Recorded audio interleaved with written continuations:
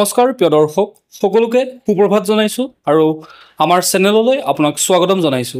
আজিৰ দিনটোৰ গুৰুত্বপূৰ্ণ খবৰসমূহ আমি আলোচনা কৰিব ওলাইছো। প্ৰথমটো খবৰ হৈছে চাৰিটা মোবাইল ফোনেৰে মুখ্যমন্ত্ৰীয়ে কাৰ লগত কি কথা পাতে সবিশেষ জনালে গৌৰৱ গগৈয়ে। মুখ্যমন্ত্ৰী ডক্টৰ হিমন্ত বিশ্ব শৰ্মাই কেতিয়া কংগ্ৰেছক ফোন কৰিব, মামি টেক্স কোনে কোনে দিব লাগে সেই সম্পৰ্কে আজি গৌৰৱ গগৈয়ে মুখ্যমন্ত্ৰীক কটাক্ষ কৰে।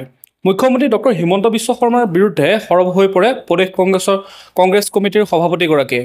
লগতে তেওঁ কয় যে হিমন্ত বিশ্ব শৰ্মাৰ পকেটত চাৰিটা মোবাইল ফোন থাকে। এটা মোবাইল ফোন অমিত শ্বাহৰ লগত কথা পাতিবলৈ, এটা থাকে প্ৰমোদ বড়োক ধমকি দিবলৈ, এটা থাকে হাগ্ৰামা মহিলাৰীক বৈঠকলৈ মাতিবলৈ আৰু চতুৰ্থটো ফোন থাকে কংগ্ৰেছৰ বাবে।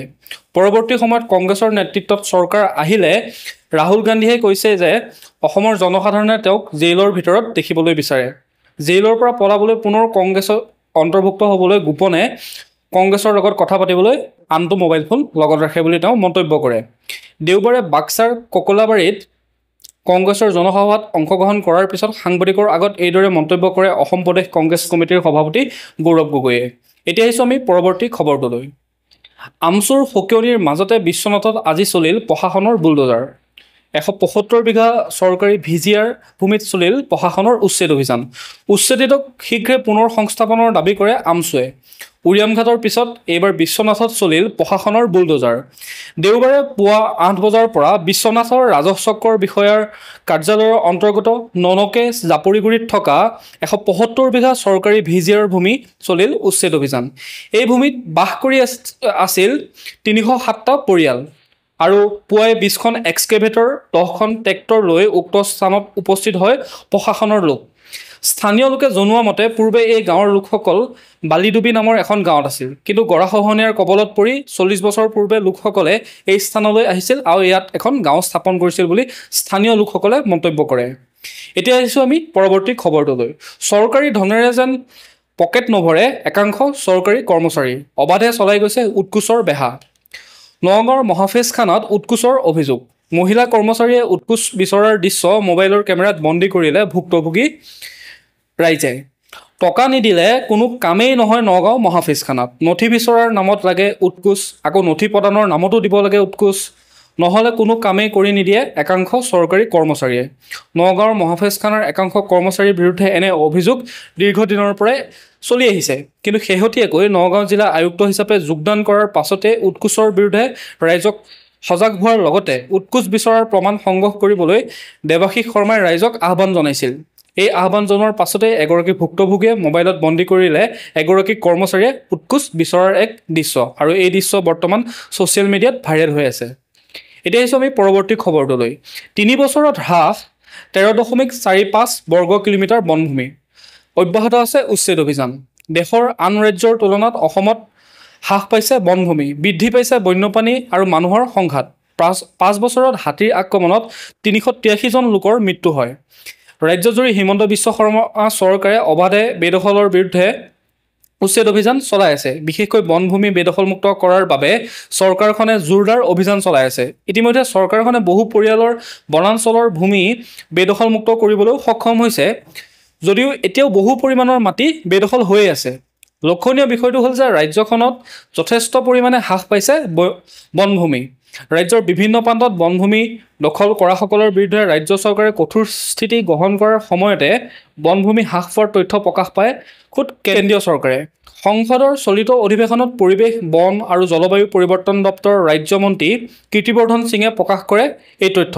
সেই তথ্য অনুসৰি 2019 চনত অসমৰ বনভূমিৰ পৰিমাণ আছিল 28,327 বৰ্গ কিলোমিটাৰ, কিন্তু 2023 চনত ৰাজ্যখনৰ বনভূমি 28,313 কিলোমিটাৰলৈ হ্ৰাস পায়। অৰ্থাৎ 3 বছৰত ৰাজ্যখনত 13.45 বৰ্গ কিলোমিটাৰ বনভূমি হ্ৰাস পালে। এতিয়া আহিছোঁ আমি পৰৱৰ্তী খবৰটোলৈ। কাছাৰত এবাৰ গ্ৰেপ্তাৰ হ'ল ভুৱা আৰক্ষী পৰিদৰ্শক। দেওবাৰে কাছাৰত গ্ৰেপ্তাৰ হ'ল এজন ভুৱা আৰক্ষী। নিজকে আৰক্ষীৰ উপ পৰিদৰ্শক বুলি পৰিচয় দি বিভিন্নজনৰ পৰা তেওঁ ধন আদায় কৰি আছিল এই আৰক্ষীৰূপী প্ৰবঞ্চকজনে। ধৃত প্ৰবঞ্চকজনৰ নাম হৈছে ছামিদ হুছেইন বৰভূঞা। কালাইন থানাৰ অন্তৰ্গত খেলমা 4ৰ্থ খণ্ডৰ এই প্ৰবঞ্চকটোৱে আৰক্ষীৰ চালকৰ পদত চাকৰি দিম বুলি বহু লোকৰ পৰা তেওঁ ধন লৈ আছিলে। লক্ষীপুৰ থানাৰ এলেকাৰ ৰূপাইবালি এলেকাৰ পৰা ধন আদায় কৰাৰ অভিযোগ প্ৰবঞ্চকজনৰ বিৰুদ্ধে। এই অভিযোগত ভিত্তিত আৰক্ষীয়ে প্ৰবঞ্চকজনক গ্ৰেপ্তাৰ কৰিবলৈ সক্ষম হয়। এতিয়া আহিছোঁ আমি পৰৱৰ্তী খবৰটোলৈ। কোনে দিছে সুৰক্ষা? পলাতক লাটমণ্ডল লোচন বৰাৰ বিৰুদ্ধে জিলা প্ৰশাসনে এতিয়াও লোৱা নাই কঠোৰ ব্যৱস্থা। ৰজাই বোলে যাক ভাল দেখে তাক হাতী ঘূৰাও নালাগে বুলি এষাৰ মন্তব্য আছে। এগৰাকী মহিলাৰ পৰা ভূমি বিক্ৰীৰ অনুমতি আৰু পঞ্জীয়নৰ নামত বৃহৎ পৰিমাণৰ ধন প্ৰবঞ্চনাৰে সৰকাই নিয়াৰ পিছতো বিজেপি চৰকাৰৰ শাসনকালত তেজপুৰৰ এজন দুৰ্নীতিপৰায়ণ লাটমণ্ডল এনেদৰে ৰহস্যজনকভাৱে সুৰক্ষিত হৈছে।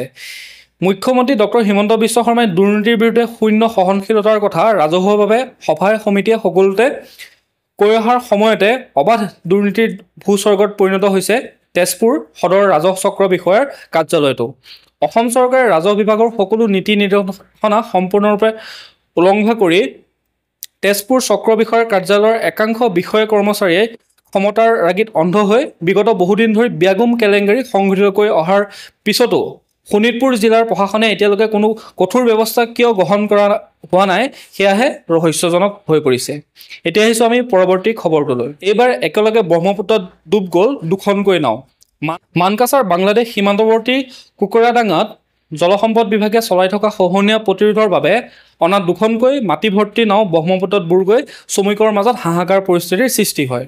শ্ৰমিকসকলে নাৱৰ পৰা জিঅ' বেগ মাটি ভৰাই থকাৰ অৱস্থাত পুৱা প্ৰায় 10 মান বাজিছে এখন নাও হঠাৎ ব্ৰহ্মপুত্ৰত বুৰ যায়। একেদৰে কিছু সময়ৰ পিছতে কাষতে থকা আনখন নাও ব্ৰহ্মপুত্ৰত ডুব গৈ শ্ৰমিকসকলৰ মাজত এক হাহাকাৰ পৰিস্থিতিৰ সৃষ্টি হয়। দুয়োখন নাৱত থকা শ্ৰমিকসকল কোনোমতেহে সাঁতুৰি নিজকে প্ৰাণ ৰক্ষা কৰিবলৈ সক্ষম হয়। এতিয়া আহিছোঁ আমি পৰৱৰ্তী খবৰটোলৈ।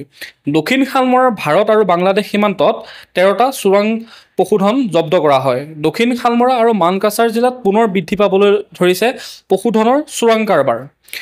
দক্ষিণ শালমৰা থানা এলেকাৰ ভাৰত বাংলাদেশ সীমান্তৱৰ্তী চকীচৰ আৰু কলাইবাৰী চৰত BSFে দুটা পৃথক স্থানৰ পৰা 13টাকৈ চোৰাং গৰু জব্দ কৰিছে।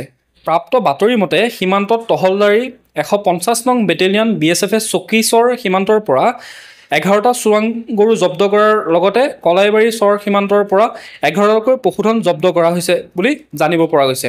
জব্দ কৰা পশুধনকেইটা BSFে ইতিমধ্যে দক্ষিণ শালমৰাৰ থানাত জমা কৰাত আৰক্ষীয়ে গৰুকেইটাক জব্দ কৰিছে বুলি খবৰ আহিছে। এতিয়া আহিছোঁ আমি পৰৱৰ্তী খবৰটোলৈ। অসমৰ বিশিষ্ট প্ৰকৃতিপ্ৰেমী বন্যপ্ৰাণী উদ্ধাৰকাৰী মনোজ গগৈক কাজিৰঙাৰ অৰ্কিড পাৰ্কৰ পৰা মাহেকীয়া ফেলোশ্বিপ প্ৰদানৰ ঘোষণা কৰিছে।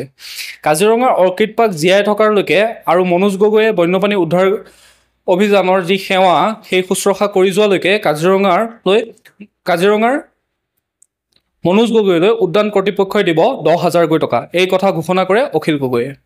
এতিয়া আহিছোঁ আমি পৰৱৰ্তী খবৰটোলৈ। অসম বাংলাদেশ সীমান্ত পৰিচালনা শক্তিশালী কৰাৰ দাবীৰে দেৱব্ৰত শইকীয়াই গৃহমন্ত্ৰীৰ হস্তক্ষেপ বিচাৰি এক জৰুৰী পত্ৰ প্ৰেৰণ কৰে। অসম বাংলাদেশ সীমান্ত পৰিচালনা শক্তিশালী কৰি অসমত অনুপ্ৰৱেশ ৰোধৰ বাবে কেন্দ্ৰীয় গৃহমন্ত্ৰী অমিত শ্বাহলৈ জৰুৰী হস্তক্ষেপৰ দাবী অসম বিধানসভাৰ বিৰোধী দলৰ নেতা দেৱব্ৰত শইকীয়াৰ। কেন্দ্ৰীয় গৃহমন্ত্ৰী অমিত শ্বাহলৈ এক পত্ৰযোগে অসম বাংলাদেশ সীমান্ত পৰিচালনাত শক্তিশালী কৰিবলৈ জৰুৰী হস্তক্ষেপৰ আহ্বান জনায় জ্যেষ্ঠ কংগ্ৰেছ নেতাগৰাকীয়ে। এইবাৰ আহিছোঁ আমি পৰৱৰ্তী খবৰটোলৈ। এইবাৰ দুৰ্ঘটনাৰ পৰা কথমপি ৰক্ষা পৰিল ইণ্ডিগোৰ বিমান। ডিব্ৰুগড়ৰ পৰা গুৱাহাটী অভিমুখী বিমানৰ লাগিল এইবাৰ অথন্তৰ। দুৰ্ঘটনাৰ পৰা সৌভাগ্যক্ৰমে ৰক্ষা পৰিল ইণ্ডিগো বিমানখনত থকা গুৱাহাটীত অৱতৰণৰ সময়তে বিমানখনত বিজুতি ঘটে আৰু বিমানখনত আছিল মন্ত্ৰী বিমল বৰাও। এতিয়া আহিছোঁ আমি পৰৱৰ্তী খবৰটোলৈ। 26ৰ বিধানসভাৰ নিৰ্বাচনক লৈ কঠোৰ সকিয়নি প্ৰদান কৰে এবাৰ মুখ্যমন্ত্ৰী হিমন্ত বিশ্ব শৰ্মাই। বাজপেয়ী ভৱনত এখন সাংগঠনিক কৰ্মশালাত অনুষ্ঠিত হয় আজি আৰু সেই সাংগঠনিক কৰ্মশালাতে মুখ্যমন্ত্ৰী হিমন্ত বিশ্ব শৰ্মাই কঠোৰ সকিয়নি প্ৰদান কৰে যিসকল নতুনকৈ নিযুক্তি পাইছে জিলা প্ৰভাৰী সহপ্ৰভাৰী সেই ব্যক্তিসকলক। কোনো প্ৰাৰ্থীক টিকট দিম বুলি যাতে কোনেও প্ৰতিশ্ৰুতি নিদিয়ে, লগতে ৰাজ্যিক সভাপতি মুখ্যমন্ত্ৰীয়েও টিকট দিব নোৱাৰে বুলি তেওঁ মন্তব্য প্ৰদান কৰে। দলৰ কাম কাজৰ ওপৰত নিৰ্ভৰ কৰিহে এইবাৰ প্ৰাৰ্থীয়ে টিকট পাব বুলি তেওঁ কয়। এতিয়া আহিছোঁ আমি ৰাষ্ট্ৰীয় গুৰুত্বপূৰ্ণ খবৰসমূহলৈ। আমি আমাৰ সাংবিধানিক কৰ্তব্যৰ পৰা আঁতৰি নাযাওঁ। ইলেকশ্যন কমিশ্যন অফ ইণ্ডিয়াৰ বাবে সকলো সমান, মুখ্য নিৰ্বাচনী আয়ুক্ত। আজি ৰাহুল গান্ধীৰ ভোট চুৰি আৰু SIৰ অভিযোগ সন্দৰ্ভত নিৰ্বাচন আয়োগে এখন সংবাদমেল অনুষ্ঠিত কৰিছিল।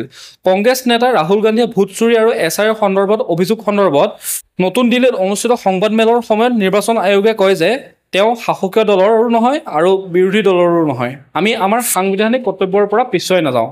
মুখ্য নিৰ্বাচন আয়ুক্ত জ্ঞানেশ্বৰ কুমাৰে সংবাদ মাধ্যমক সম্বোধন কৰি পেলাই কয় যে আমাৰ বাবে সকলো সমান। বিহাৰৰ পৰা SIR আৰম্ভ কৰা হৈছে কাৰণ দীৰ্ঘদিন ধৰি ভোটাৰ তালিকাত উন্নতিৰ দাবী তুলি অহা হৈছিল। মুখ্য নিৰ্বাচনী আয়ুক্তগৰাকীয়ে কয় যে ভাৰতৰ সংবিধান অনুসৰি 18 বছৰ বয়সৰ প্ৰতিজন নাগৰিকে ভোটাৰ হ'ব লাগে আৰু ভোট দিব লাগে। আপোনালোক সকলোৱে জানে যে আইন অনুসৰি প্ৰতিটো ৰাজনৈতিক দলৰ জন্ম নিৰ্বাচন আয়োগত পঞ্জীয়নৰ জৰিয়তে হয়। তেন্তে নিৰ্বাচন আয়োগে কেনেকৈ একেধৰণৰ ৰাজনৈতিক দলৰ মাজত বৈষম্য কৰিব পাৰে? নিৰ্বাচন আয়োগৰ বাবে কোনো বিৰোধী বা কোনো দল নাই, সকলো সমান।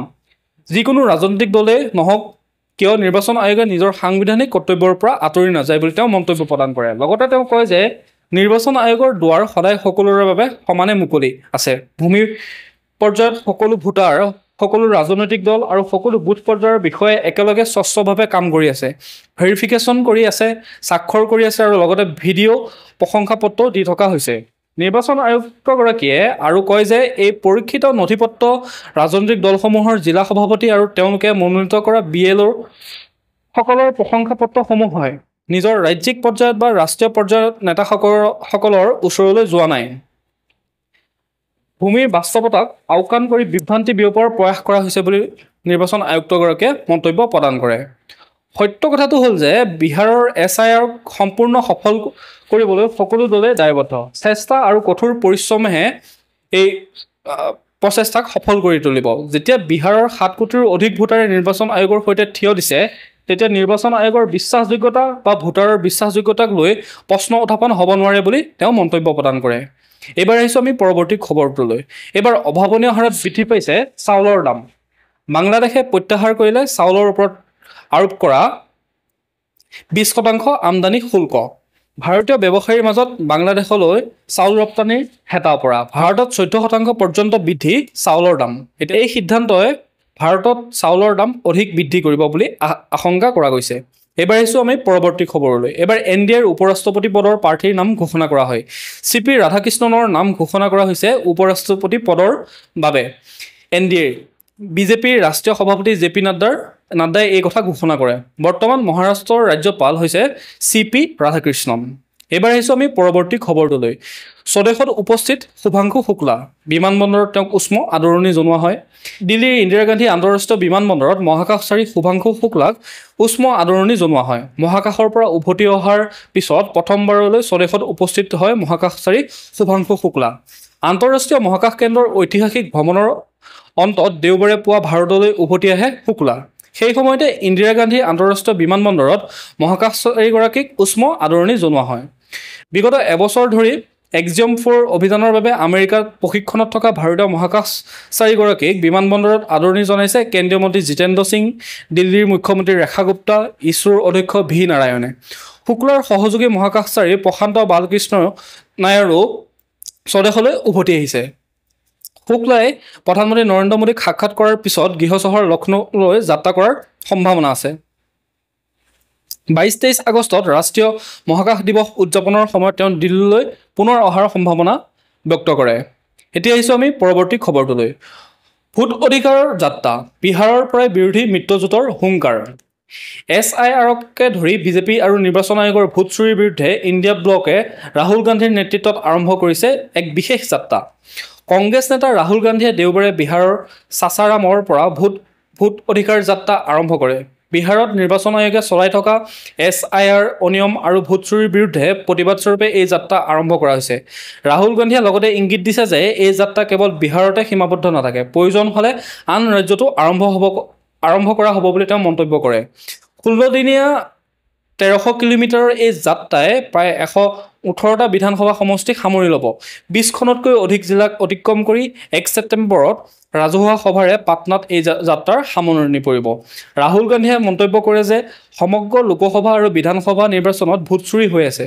ভোট চুৰিৰ বাবে বিহাৰত ছাৰ কৰা হৈছে। ছাৰ মানে SIR। আমি ইয়ালৈ এইটো ক'বলৈ আহিছোঁ যে আমি এইটো হ'বলৈ নিদিওঁ। ৰাজ্যৰ ৰাইজে এনে হ'বলৈ নিদিয়ে। দুখীয়াৰ হাতত মাত্ৰ এটা ভোটৰ বাহিৰে আন একো নাই। লগতে তেওঁ কয় যে বিহাৰ, মহাৰাষ্ট্ৰ, বংগ, অসম বা আন ঠাইত য'তেই এনে ভোট চুৰি হৈ আছে আমি ধৰা পেলাম আৰু ৰাইজৰ ওচৰলৈ লৈ যাম বুলি মন্তব্য প্ৰদান কৰে। এইবাৰ আহিছোঁ পৰৱৰ্তী খবৰটোলৈ। অচলাৱস্থাৰ মাজতে ভাৰত ভ্ৰমণ পিছুৱালে আমেৰিকাই। কৃষি আৰু দুগ্ধখণ্ডত বৃদ্ধি পোৱা সুবিধা বিচাৰিছে আমেৰিকাই। কৃষকসকলৰ ওপৰত পৰিব পৰা প্ৰভাৱৰ প্ৰতি লক্ষ্য ৰাখি ভাৰতে এই চৰ্ত মানি লোৱাৰ সম্ভাৱনা নাই। প্ৰস্তাৱিত দ্বিপাক্ষিক বাণিজ্য চুক্তিৰ পৰৱৰ্তী পৰ্যায়ত আলোচনাৰ বাবে 25 আগষ্টত ভাৰত ভ্ৰমণ কৰাৰ সম্ভাৱনা আছিল আমেৰিকাৰ এটা দলৰ। পিছে দলটোৰ এই বৈঠক পিছুৱাই দিয়াৰ সম্ভাৱনাই দেখা দিছে। ৱাশ্বিংটনে কৃষি আৰু দুগ্ধ খণ্ডৰ জৰিয়তে ভাৰতৰ আগশাৰীৰ বজাৰসমূহত প্ৰৱেশ কৰিব বিচাৰে বুলি দেশখনৰ বিষয়াসকলে মন্তব্য কৰিছিল। 25 আৰু 29 আগষ্টলৈ অনুষ্ঠিত হ'বলগীয়া প্ৰস্তাৱিত দ্বিপাক্ষিক বাণিজ্য চুক্তিৰ ষষ্ঠ পৰ্যায়ৰ আলোচনাৰ বাবে আমেৰিকাৰ দলটোৱে ভাৰত ভ্ৰমণ কৰাৰ কথা আছিল।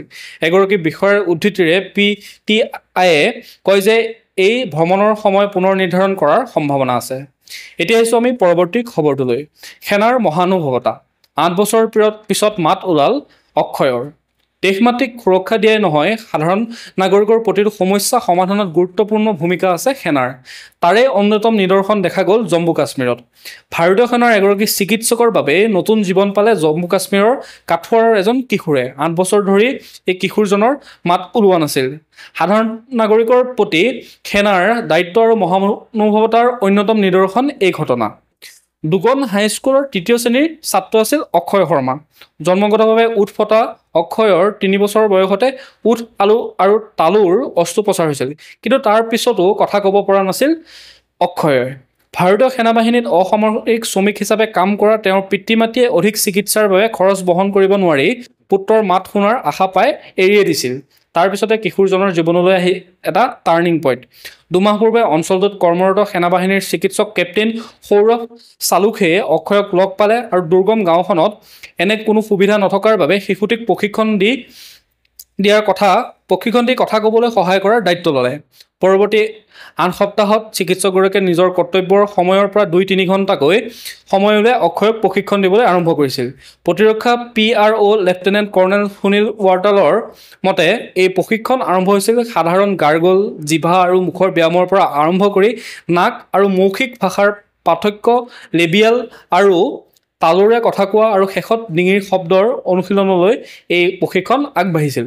কেপ্টেইন চালুখে অক্ষয়ৰ লগত ইমানেই কষ্ট কৰিছিল যে প্ৰশিক্ষণৰ অন্তত শিশুটিয়ে আনকি প্ৰিয় কবিতা মাছলি জল কি ৰাণীহে আবৃত্তি কৰিব পৰা হৈ গ'ল। অৰ্থাৎ শিশুজনৰ এতিয়া মাত ফুটিছে। এতিয়া আহিছোঁ আমি পৰৱৰ্তী খবৰটোলৈ। সোঁপন্থী প্ৰভাৱশালী ব্যক্তিৰ পোষ্টৰ পিছত গাজাবাসীৰ বাবে ভিছা বন্ধ কৰিলে এইবাৰ আমেৰিকাই। আমেৰিকাৰ বিদেশ মন্ত্ৰালয়ে কয় যে গাজাৰ পৰা অহা পেলেষ্টাইনীসকলৰ সকলো ভিজিটৰ ভিছা সম্পূৰ্ণ আৰু পুংখানুপুংখ পৰ্যালোচনাৰ অপেক্ষাত সাময়িকভাৱে বন্ধ ৰখা হৈছে। শনিবাৰে আমেৰিকাৰ চৰকাৰে গাজাবাসীৰ বাবে বন্ধ কৰি দিয়ে ভিজিটৰ ভিছা। কাৰণ ৰাষ্ট্ৰপতি ডনাল্ড ট্ৰাম্পৰ ঘনিষ্ঠ সোঁপন্থী প্ৰভাৱশালী ব্যক্তিয়ে অভিযোগ কৰিছিল যে আহত পেলেষ্টাইনীসকলক আমেৰিকাত চিকিৎসাৰ বাবে অনুমতি দিয়া হৈছে। বৰ্ণবাদী ষড়যন্ত্ৰৰ তত্ত্বৰ প্ৰচাৰ আৰু 9/11 সন্ত্ৰাসবাদী আক্ৰমণৰ আভ্যন্তৰীণ চক্ৰান্ত বুলি দাবী কৰা লৰা লুমাৰে সামাজিক মাধ্যমত ধাৰাবাহিকভাৱে উত্তেজনাপূৰ্ণ পোষ্ট দিয়াৰ এদিন পিছতে এই ঘোষণা কৰা হৈছে। মাৰ্কো ৰুবিঅ'ৰ নেতৃত্বত গঠিত বিদেশ বিভাগে সামাজিক মাধ্যম এক্সত এনেদৰে পোষ্ট কৰে। গাজাৰ পৰা অহা ব্যক্তিসকলৰ বাবে সকলো ভিজিটৰ ভিছা বন্ধ কৰি দিয়া হৈছে। যিহেতু আমি শেহতীয়াকৈ কিছুমান অস্থায়ী চিকিৎসা মানৱীয় ভিছা প্ৰদানৰ বাবে কাৰ্যকৰী প্ৰক্ৰিয়া আৰু পদ্ধতিৰ সম্পূৰ্ণ আৰু সম্যক পৰ্যালোচনা কৰি আছোঁ বুলি মন্তব্য প্ৰদান কৰে। এতিয়া আহিছোঁ পৰৱৰ্তী খবৰলৈ। এইবাৰ মস্কোত আলাস্কা শীৰ্ষ সন্মিলনত কি ঘটিল? অৰ্থাৎ যোৱা শুকুৰবাৰে আমেৰিকাৰ ৰাষ্ট্ৰপতি ট্ৰাম্প আৰু ৰাছিয়াৰ ৰাষ্ট্ৰপতি ভ্লাদিমিৰ পুটিনৰ মাজত এক বৈঠক হৈছিল আলাস্কাত। আৰু বৈঠকৰ উদ্দেশ্য আছিল ৰাছিয়া আৰু ইউক্ৰেইনৰ মাজত হৈ থকা যুদ্ধ অন্ত পেলাই শান্তি প্ৰতিষ্ঠা কৰা। শুকুৰবাৰে এই বৈঠক আধৰুৱা হৈ ৰয়। আনহাতে আলোচনাৰ পিছত নিজৰ বক্তব্য শেষ কৰাৰ সময়ত ৰাছিয়াৰ ৰাষ্ট্ৰপতি ভ্লাদিমিৰ পুটিনে যৌথ সংবাদমেলৰ শেষত বিৰলভাৱে ৰাজহুৱাকৈ ইংৰাজী ভাষাৰ ব্যৱহাৰ কৰি, অৰ্থাৎ আগতে তেওঁ ইংৰাজী ভাষাত ভাষণ প্ৰদান নকৰে, কিন্তু এইবাৰ ইংৰাজী ভাষাৰ ব্যৱহাৰ কৰি আমেৰিকাৰ ৰাষ্ট্ৰপতি ডনাল্ড ট্ৰাম্পক কয় যে এইবাৰ মস্কোত বুলি। ইয়াৰ উত্তৰত ট্ৰাম্পে কয় যে এইটো আকৰ্ষণীয়, ইয়াৰ ওপৰত মই অলপ সমালোচনা সহিব লাগিব, কিন্তু মোৰ এনে লাগিছে যে এইটো হ'ব।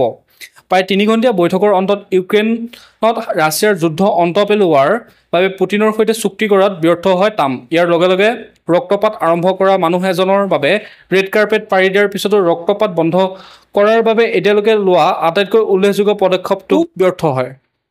পুটিনৰ দ্বাৰা ইউক্ৰেইন সন্দৰ্ভত বুজাবুজিত উপনীত হোৱাৰ দাবী আৰু ইউৰোপক নৱ উদ্ভাসিত অগ্ৰগতিত বাধা প্ৰদান নকৰিবলৈ সকনি প্ৰদানৰ পিছত আমেৰিকাৰ ৰাষ্ট্ৰপতিয়ে কয় যে যেতিয়ালৈকে কোনো বুজাবুজি নহয় তেতিয়ালৈকে কোনো চুক্তি নহয়। ট্ৰাম্পে কয় যে তেওঁ ইউক্ৰেইনৰ ৰাষ্ট্ৰপতি ভলদিমিৰ জেলেনস্কি আৰু ইউৰোপীয় নেতাসকলক ফোনযোগে আলোচনাৰ বিষয়ে অৱগত কৰিব। আজিৰ দিনটোৰ গুৰুত্বপূৰ্ণ খবৰসমূহ আছিল ইমানেই।